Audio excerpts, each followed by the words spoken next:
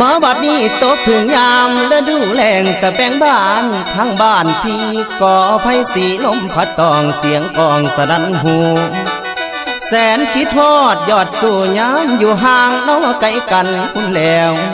สะแบงบ้านลมพัดปิ่นหมุนดอกลงพื้นสุดที่ฟื้นทนใดอุกภายในหัวใจพี่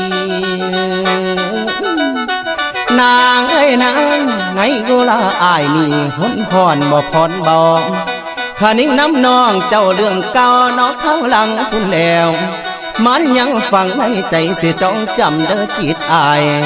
คำที่สายเคยเว้าไว้น้ำสาวเบิดทุกสิ่งคำ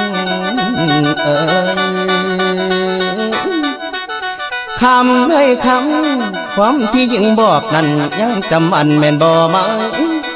น้องว่าน้องฮัก